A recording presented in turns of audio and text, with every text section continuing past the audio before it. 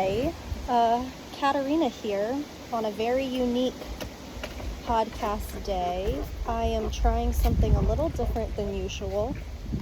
Not a little different than usual, very different from usual.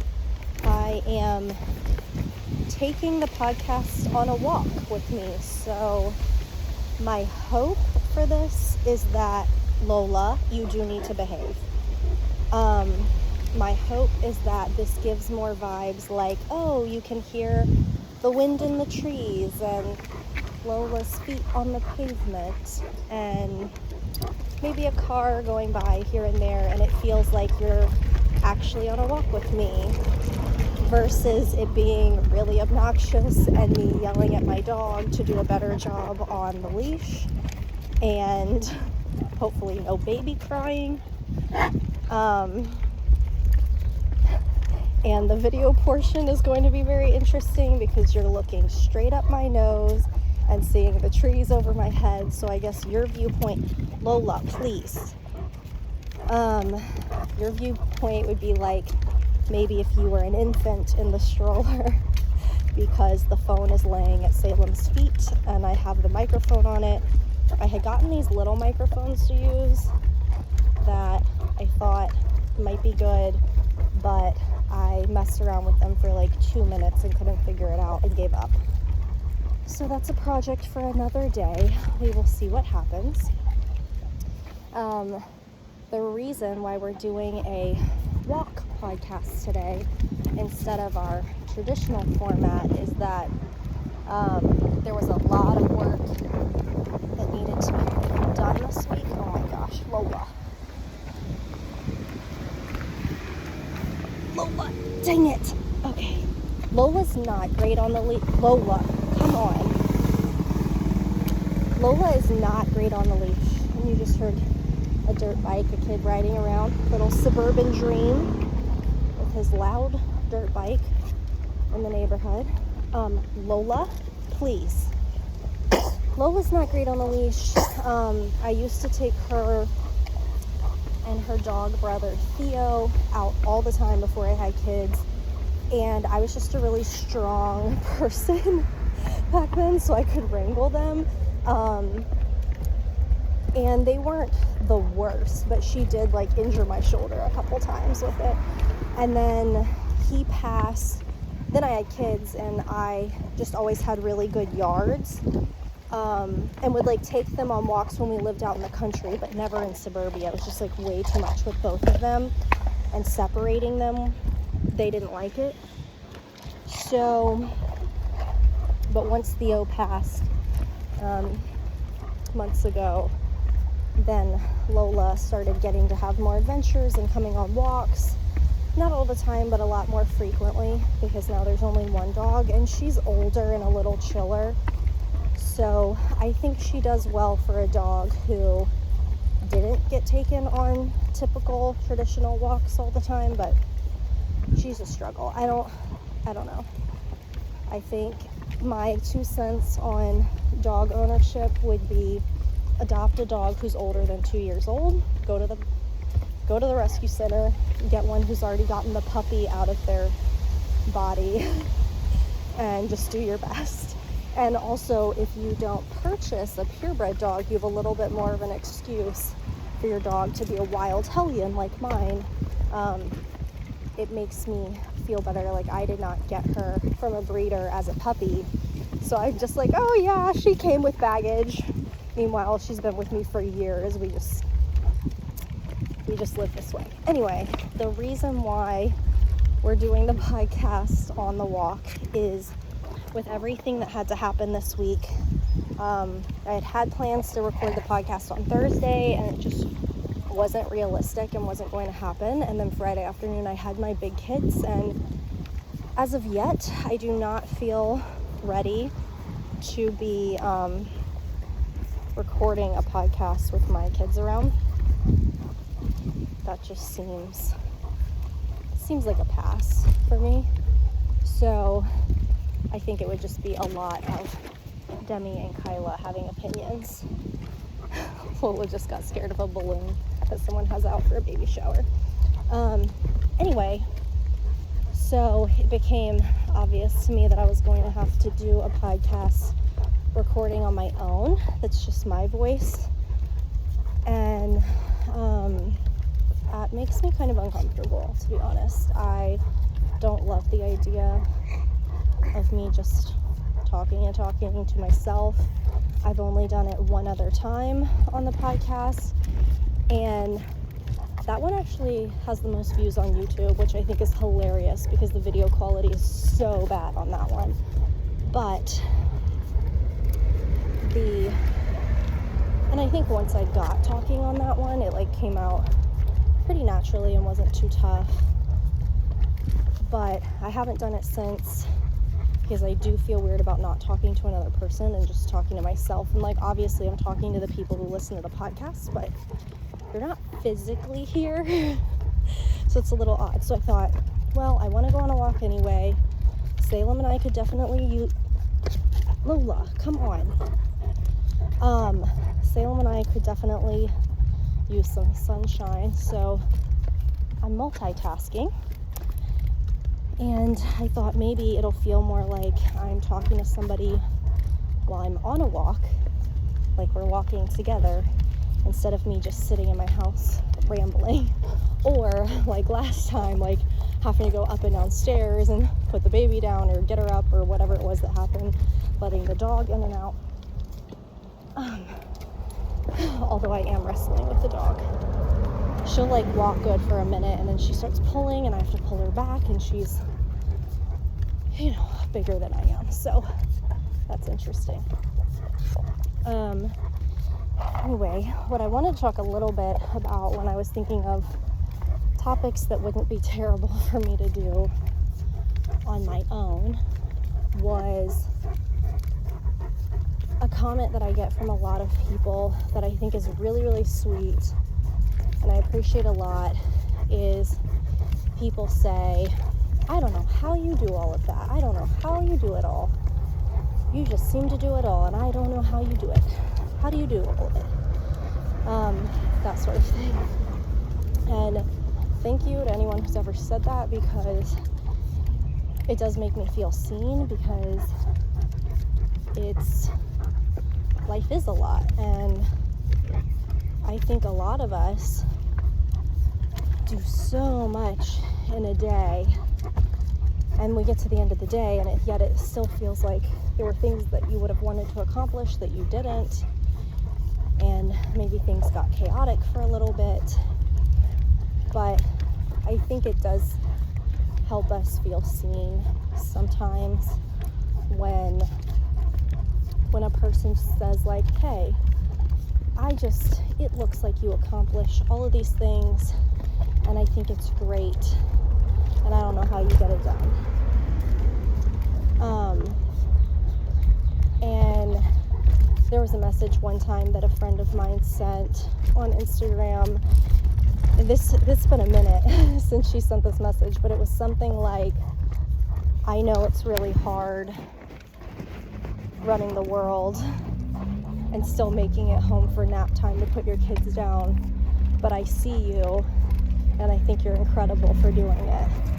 And I like made me cry. I was like, thanks. Because it's just such a thankless thing, I guess, being an adult in any capacity, whether you're a parent or not a parent or just a good employee. It's totally thankless a lot of the times, and especially as a parent, like, you're either going to get yelled at by your kids, they're going to scream at you because you're not doing things the way they want you to do them, or like somehow you've missed some need that they have, so now they're tired or they're hungry or whatever it is, and they're not moving fast enough. So it's either like you fall short for them in a moment and they yell at you, and if you don't fall short in any way and everything goes really, really well, then you just get yelled at less. There's less crying, and that is your reward. Every now and then kids will say something really sweet. Like the other day, Demi said, bless you, Salem. We were cuddling in bed at the end of the day, and she said something like, I'm really happy to be with you or something like that. And I was like, oh my gosh, same. So there are sweet little rewards, but point being is I think most people in the adult world, we do accomplish really cool stuff, whether it's for our kids, our families, our friends, our employer, our own careers, our house, our households, whatever it is. And we don't always get seen doing that or feel seen, and it's not always recognized. But mostly what I wanted to talk about is like the idea of doing it all, accomplishing it all, how to do it all, that kind of thing. I do think I've lived a pretty unique decade plus. Lola, I'm not kidding, get to walk with me as an adult, and I've gotten to spend a lot of time intentionally parenting and being present with my kids. Salem, you don't need to be falling asleep, monkey. She's looking a little dozy, which is not good because it's not quite time for nap time. But time spent in parenting, but then also a lot of time in my career and buying and selling houses professionally and personally, and everything that comes with that. And I've found myself in this really unique place where I can tailor my schedule however I want it. And I think something that gets said a lot is people talk about work-life balance, and I don't know how I feel about that term. Like, I understand the intention behind it and how what people are talking about when they say work-life balance is probably just not letting one thing consume you.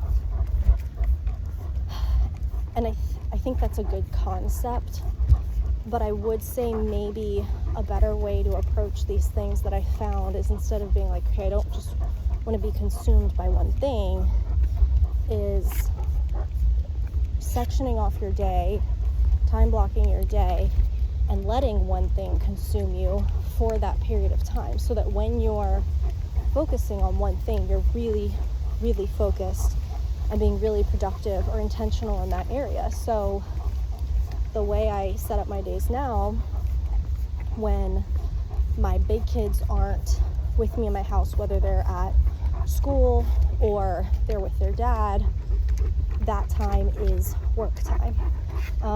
Unless Salem needs something, that time is work time. Luckily, Salem has been young enough that I can typically have her with me when I'm working. I'm coming to the end of that period where I'm going to have designated hours where someone else is watching her, probably, although she is my chillest kid. So I'm thinking it's possible I can push it with her longer than I did with the other ones.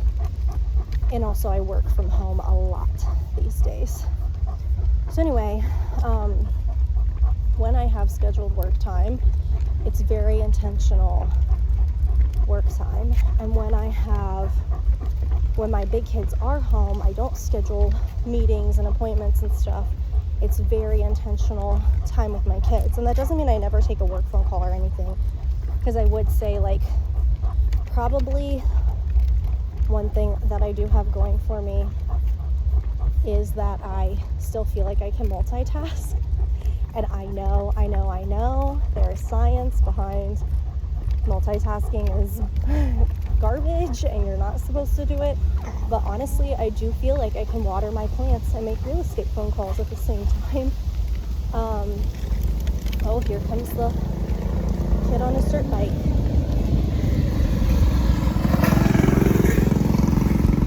He is just Lola. No, ma'am. He is just making his rounds, surveying his kingdom. But like, if I'm making real estate phone calls and I'm watering my plants at the same time, do my plants get watered a little worse? I mean, maybe.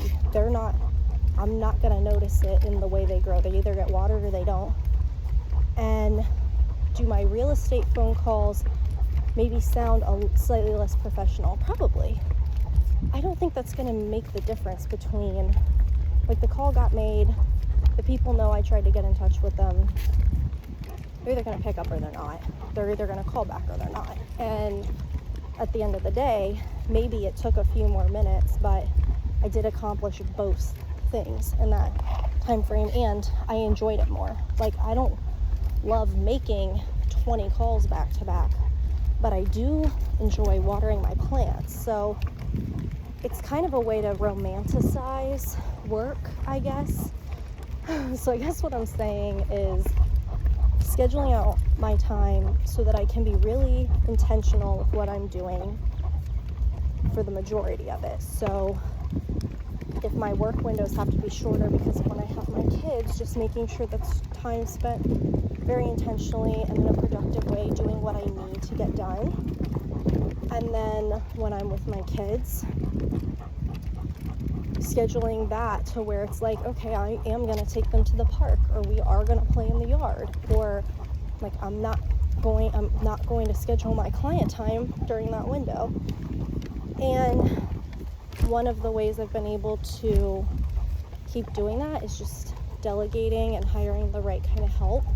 So hiring help to do things that can be passed off, both personally and professionally. And I realize that that's not always doable. That's not always something that can be afforded. I've not always been able to afford to have someone come clean my house, or pick up my groceries. But I think maybe finding ways to romanticize those tasks in a healthy multitasking way. So the plants and real estate calls together is like probably a very good example for me of getting those calls done, but at the same time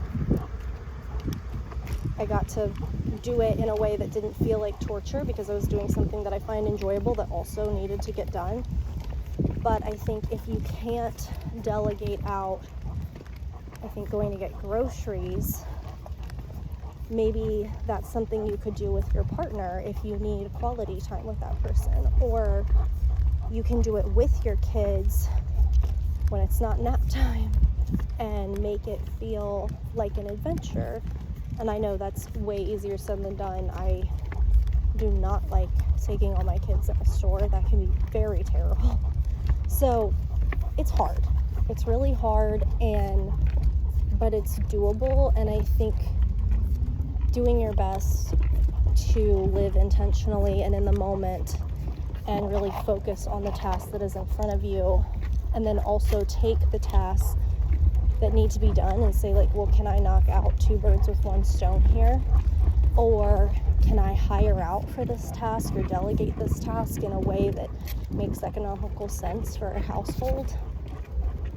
I think we get so caught up in wanting to have ownership of every part of our household and everything that needs to happen. We sacrifice things that we don't want to sacrifice to be in charge of those things, and it's not necessary. Salem's just chewing on some Cheerios. So I think that's probably the key to it. And then obviously I don't have everything figured out because it's often a circus at my house and they're very chaotic moments. But I think that, and I've talked about it in the podcast before, but like latching on to the beautiful little things in the everyday moments. So if you have a day, which a lot of my days are like this, where you feel like you're just going full throttle from start to finish all day long, and there's 1,000 things that need to happen, and you're trying not to be a crappy parent, you're trying not to be a crappy friend, you're trying not to be a crappy person in your career, it can feel like a lot. But I think you just continue focusing on the good things and the good moments that happen that day, and you just take it one step at a time. And if there are things that don't happen today, they can happen tomorrow. It's fine. It's usually not the end of the world. Like, just get the end of the world things done. The other stuff can wait. And I think learning not to freak out over things that aren't an emergency. Just one step at a time. So that's my comments on that. And the whole work-life balance thing, I don't know that I found a solution to work-life balance, but I do think there are ways to have both a life outside of work and work that doesn't consume your life, but also, like, work is part of your life. And I think when we say work-life balance, sometimes it's like we're trying to say, like, well, work shouldn't be like my life is lived outside of work. It's like, well, actually, Lola, I mean, a lot of us spend most of our waking hours at work, so work shouldn't be necessarily a horrible thing. And are there ways you can romanticize your job and make it less unpleasant? And what could that look like? And maybe it's like, maybe you work from home and it would be a good idea to spruce up your office, or Lola, please, or work outside sometimes, or if you do have to go in the office, it's like, how could you make your setup there more comfortable or more like home? I mean, when I worked in an office every single day back when I did mortgages, I had a little tiny heater that I put under my desk because it was freezing in that office. And it made me very comfortable. And honestly, I think if I worked in an office every day now, I think I would bring slippers to the office. So I could walk around, like I could wear cute shoes to work and then walk around in slippers. I think that would be fantastic. Anyway, but my point being about work-life balance is that I think instead of trying to separate the two so much and avoid seeing work as maybe something that should be avoided, or like, how can I work less? It's like, how can I do the work things that I don't enjoy, that I don't think I'm very good at, less, and focus more on the things that I feel like I'm very productive in and that I enjoy doing. And the same thing at home. Like, maybe you hate laundry and it just like ruins your day every Saturday. Well, you know what? It might be worth the money to have someone come pick that up from your front porch and do it and drop it back off, because that is a service that exists that's actually not that crazy. Or maybe that's something you need to ask for help on. And that's another thing I've had to learn. Like, growing up, I was definitely taught not to ask for help. Like, I think the phrase in our household was very much something like, don't ever ask for help on something that you could possibly accomplish yourself. That's not healthy. Just because you can do it doesn't mean you should. And just because you can do it alone doesn't mean you should have to. Not always when you ask for help are you going to receive it, which I think is also important to know. And I've had to come to peace with that like, there are going to be times where you're going to ask for help, or say you're not okay, or say you need help, or that you're struggling, and the people that you thought were going to be there for you are not, and they don't show up. And the people who you thought would show up for you have to decide whether or not to show up. And that decision has nothing to do with you, and you have to know that they're the ones that have to live with that choice they made to not help, and they're not obligated to. Like, other people are not obligated to pick up the mess that you created or that you're living in right now. And they have to decide what kind of friend or family member they want to be to you. But you're not responsible for them or their behavior. And it might hurt our feelings, or it might not meet our expectations. Salem. She's a little dozy. Come here. From that walk. But we need a real nap. So that is not happening. But I would say if you've asked for help and not received it, make peace with it. Forgive that person. They've shown you what they will or won't do for you, and that's okay. That's who they've chosen to be. And when that happens, Lola, son of a gun, she just stepped in our water and spilt it everywhere.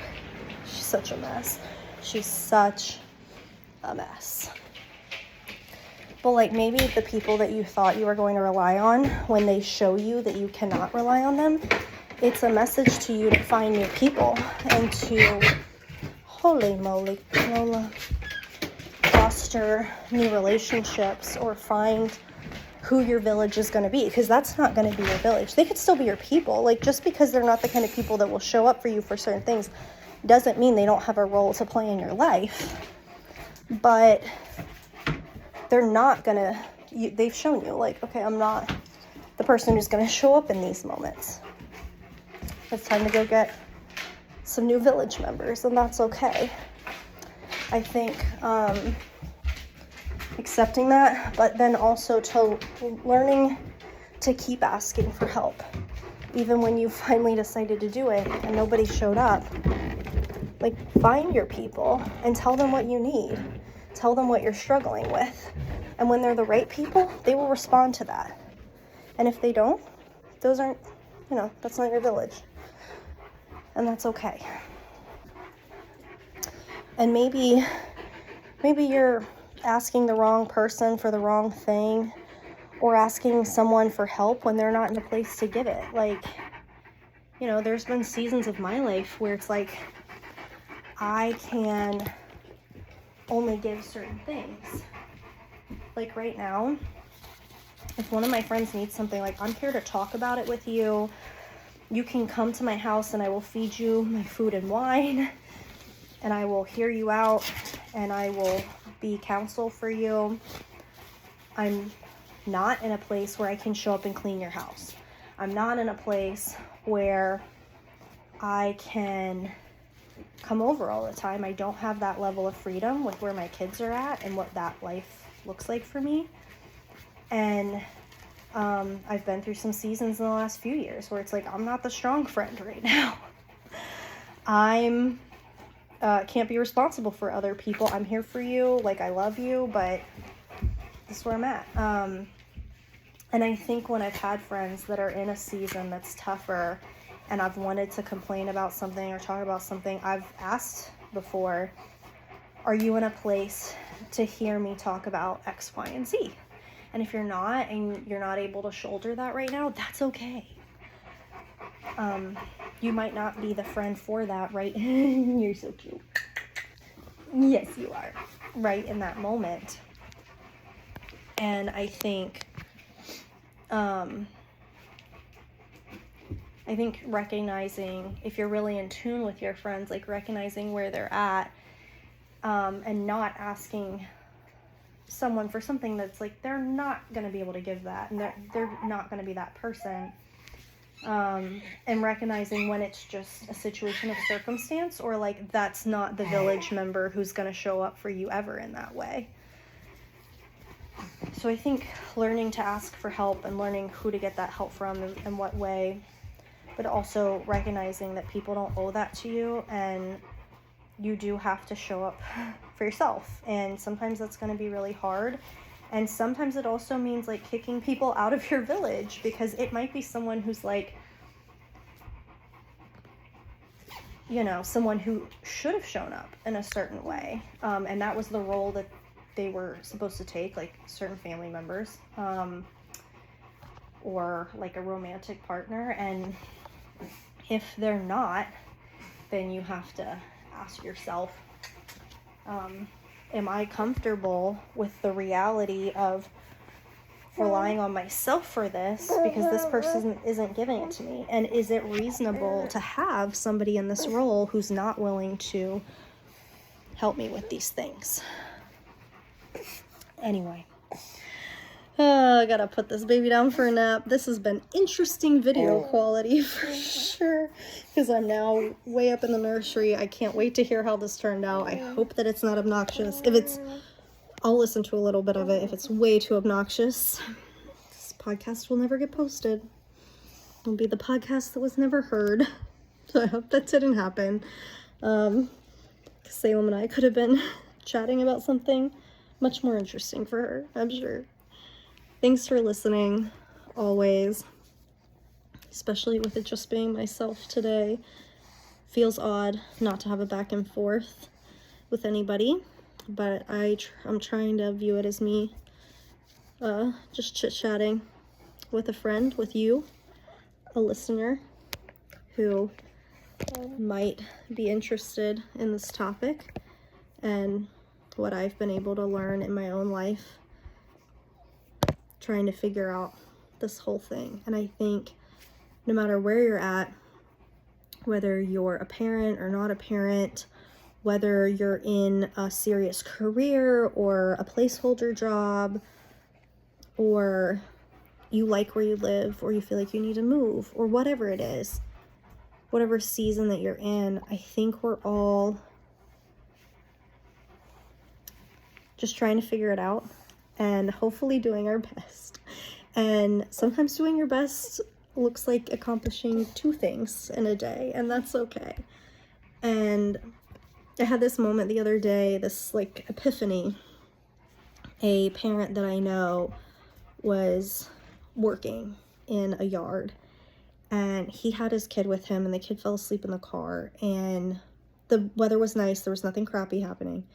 The kid was just tired, and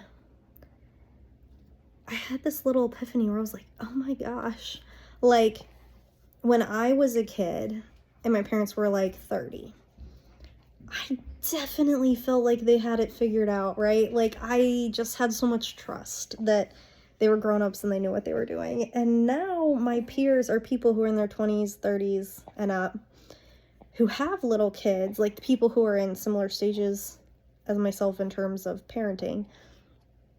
And I'm like, we don't really know. We're just doing our best. We're just trying really hard.